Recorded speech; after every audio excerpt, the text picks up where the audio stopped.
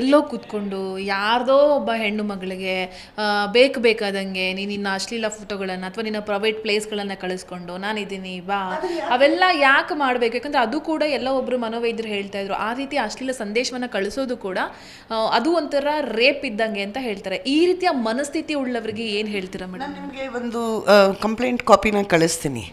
I have said these comments is nothing but a mental rape ಅಂತಲೇ ಹೇಳಿದ್ದೀನಿ. ಹಾಗೆ ಅಂತಲ್ಲ, ಬಟ್ ರೇಪ್ಗೆ I you going to kill that man? 11 ಜನ ಸೇರಿಕೊಂಡು ಸಾಯಿಸೋದು ಸಾವ, ಅಥವಾ ಕತ್ತಿನ ಪಟ್ಟಿ ಹಿಡ್ಕೊಂಬಂದು ಪೊಲೀಸ್ ಲಾಕಪ್ಪಲ್ಲಿ ಕೊಟ್ಟು ಅದನ್ನು ಸೊಸೈಟಿಲಿ ಒಂದು ಮಾದರಿಗೆ ಆಗಂಗೆ ಶಿಕ್ಷೆ ಕೊಡಿಸೋದು ಸರಿನಾ? ನಾನು ಕಮೆಂಟ್ ಮಾಡೋದು ಯಾವತ್ತೂ ಸರಿ ಅಂತ ಹೇಳಿಲ್ಲ. ಓಕೆ, ಈಗ ಅವರಲ್ಲಿ ಕೆಲವು ಹುಡುಗರು ಅಶ್ವಿನಿ ಮ್ಯಾಮ್ ಬಗ್ಗೆ ಕಮೆಂಟ್ ಮಾಡಿದ್ರಲ್ಲ, ಅದು ಸರಿನಾ? ನೀವು ಹೇಗೆ ಗ್ರೇಡೇಷನ್ ಮಾಡ್ತೀರಾ? ಅಥವಾ ಅವ್ರ ಬಗ್ಗೆ ಯಾರಾದರೂ ಒಂದು ಮಾತಾಡಿದ ತಕ್ಷಣ ಅವ್ರ ಕಡೆಯವ್ರು ಶುರು ಹಚ್ಕೋತಾರಲ್ಲ, ಯಾಕೆ ಅವ್ರ ಹೆಣ್ಮಕ್ಳಲ್ವಾ? ನೀವು ಮಾಡೋ ಹೆಣ್ಮಕ್ಳು, ಇವಾಗ ಎಕ್ಸಾಂಪಲ್ಲು, ಅದು ಯಾರೋ ಗೌಡ್ತಿರ್ದೇನೋ ಗಲಾಟೆ ಆಗಿತ್ತು ಅನಿಸುತ್ತೆ, ಹೋಗೇ ಬಾರೆ ಅಂತನೇನೋ ಅವ್ರ ಕಡೆ ಹುಡುಗರು ಹೇಳ್ತಾ ಇರೋದು, ಅವ್ರು ಮಾಡಿರಲಿಲ್ಲ. ಹುಡುಗರೆಲ್ಲ ಸಿಕ್ಕಾಪಟ್ಟೆ ಹೋಗೋ ಬಾರೋ ಏನೋ ಅವರೆಲ್ಲ ಮುಗಿಸ್ಕೊಂಡು ಮನೆಗೆ ಹೋಗೋ ಅಷ್ಟೊತ್ತಿಗೆ ಕೆಟ್ಟದಾಗೆಲ್ಲ ಕಮೆಂಟ್ ಮಾಡಿಬಿಟ್ಟಿದ್ರು. ಅವ್ರು ಕೆಲವರೆಲ್ಲ ಪ್ರೊಫೈಲ್ನ ಕ್ಲೋಸ್ ಮಾಡಿಬಿಟ್ರು. ಯಾಕೆ? ಅವ್ರ ಹೆಣ್ಮಕ್ಳಲ್ವಾ? ನೀವು ಕೇಳಿದ್ರು ಕರೆಕ್ಟಾಗಿದೆ. ಅಶ್ವಿನಿ ಮೇಡಮ್ ಸಂಬಂಧಪಟ್ಟಂತೆ ಒಂದು ಸ್ಟೇಟಸ್ ಹಾಕಿದಾಗ ಯಾರೋ ಒಬ್ಬರು ಕೂತ್ಕೊಂಡು, ಆಗ ಆ ಸಂದರ್ಭದಲ್ಲಿ ದರ್ಶನ್ ಅವ್ರ ಧ್ವನಿನೇ ಎತ್ತಲಿಲ್ಲ, ನೋಡ್ರಪ್ಪ ಹಂಗೆಲ್ಲ ಮಾಡಬಾರ್ದು ಅಂತ ಏನು ಹೇಳಲೇ ಇಲ್ಲ. ನಿಮಗೆ ಬೇರೆಯವ್ರ ಹೆಣ್ಮಕ್ಳಲ್ಲ, ನಿಮಗೆ ಇಷ್ಟ ಆದರೆ ಮಾತ್ರ ಅವ್ರ ಹೆಣ್ಮಕ್ಳು ಅಂತ ಏನಕ್ಕೆ ಅನಿಸುತ್ತೆ? ನಾನು ಕೇಳ್ತಾ ಇರೋದು ಅವರ ಫ್ಯಾನ್ಸೇ ಆಗಲಿ, ಅವ್ರನ್ನ ದಯವಿಟ್ಟು ಒಂದು ಅರ್ಥ ಮಾಡ್ಕೊಳ್ಳಿ, ದರ್ಶನ್ ಬಗ್ಗೆ ಪ್ರೀತಿ ಯಾರಿಗೂ ಕಮ್ಮಿ ಇಲ್ಲ, ಗೌರವ ಇದೆ.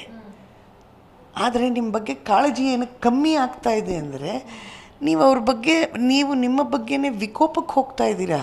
ಅದು ಕಾಳಜಿ ಅನ್ನೋದು, ಪ್ರೀತಿ ಅನ್ನೋದು ಭಯ, ಅಯ್ಯೋ ಬೇಡಪ್ಪ ಇವನು ದೂರ ಇರೋಣ, ಈ ಥರ ತಿರುಗ್ತಾ ಇದೆ.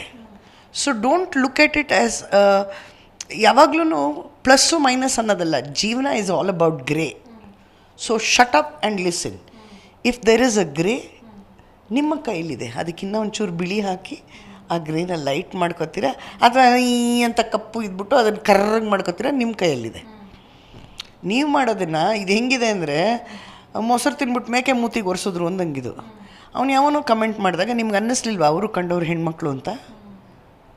ಓಕೆ, ನೀವು ಯಾವುದೋ ಹೆಣ್ಮಕ್ಳ ಬಗ್ಗೆ ಮಾತಾಡಿದ ರೀತಿದ್ದೀರಲ್ಲ, ಇನ್ನೊಬ್ಬರು ಮನೆ ಮುರಿದಾಗ ಅದು ನಿಮ್ಗೆ ಅರ್ಥ ಆಗಲ್ವ? ನಮಗೆ ಬೇಕಾಗಿರೋ ಹಂಗೆ ಕನ್ವೀನಿಯೆಂಟ್ ನ್ಯಾಯ ಮಾತಾಡೋದು ಬೇಡ. ಅಶ್ವಿನಿಯವರಾಗ್ಬೋದು, ಗೌಡ್ತಿರಾಗ್ಬೋದು, ಯಾರವಳು ಪವಿತ್ರ ಗೌಡ ಆಗಿರ್ಬೋದು, ಯಾರೇ ಆಗಿರ್ಬೋದು, ಹೆಣ್ಣು ಮಕ್ಕಳೇ. ನಮ್ಮ ಸ್ಥಾನ ನಾವು ಉಳಿಸ್ಕೋತೀವಿ. ಈಗ ಎಕ್ಸಾಂಪಲು, ಅಶ್ವಿನಿಯವರು ಬೇಕಾದರೆ ಹೆಂಗೆ ಬೇಕೋ ಅದನ್ನು ರಚ್ಚರಾದಂಥ ಮಾಡ್ಬೋದಾಗಿತ್ತಲ್ಲ, ಅದು class. You could have also handled it the same way. ಊಟ ಅನ್ನೋದು ಎಲ್ರಿಗೂ ಬಿಡಿಸ್ತಾರೆ. ಯಾರು ಫೋರ್ಕಲ್ಲಿ ತಿಂತಾರೆ, ಯಾರು ಕೈಯಲ್ಲಿ ತಿಂತಾರೆ, ಯಾರು ಚಲ್ಕೊಂಡು ತಿಂತಾರೆ, ಯಾರು ಹಿಂಗೆಲ್ಲ ಮಾಡ್ಕೊಂಡು ತಿಂತಾರೆ, ಅದೆಲ್ಲ ನಮ್ಮ ಕಲ್ಚರ್ ಅಪ್ಬ್ರಿಂಗಿಂಗ್ ತೋರಿಸುತ್ತೆ. So how you treated the problem shows where you come from. ಈಗ ಅವ್ರದ್ದಾದಮೇಲೆ ಗೌಡ್ತಿ ಪ್ರಾಬ್ಲಮ್ ಆಯಿತು, ಕೆಟ್ಟದಾಗಿ ಹೆಣ್ಮಕ್ಳ ಬಗ್ಗೆ ಬರೆದ್ರು, ಯಾಕೆ ನಿನ್ನ ಗಂಡ ನಿಂಗೆ ಮಾಡಲ್ವೇನೆ, ಇದೆಲ್ಲ ಒಂದು ಮಾತಾ? ಅವಾಗ ನಿಮ್ಗೆ ಅನ್ನಿಸ್ಲಿಲ್ವಾ ಹೆಣ್ಮಕ್ಳು ಅಂತ?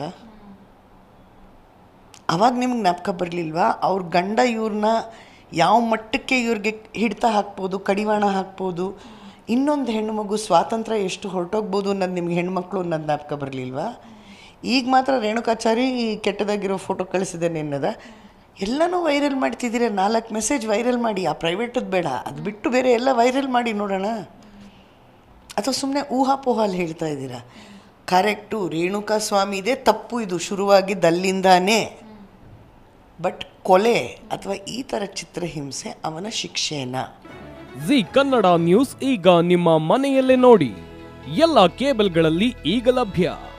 ಸನ್ Direct 292, Jio TV 1334, U Digital 162, City Cable 51, GTPL 17, Abhishek cables 821, rock line telecommunication 51, Shri Basaveshwara number 60, Vinayaka digital number 53, in digital number 896ರಲ್ಲಿ.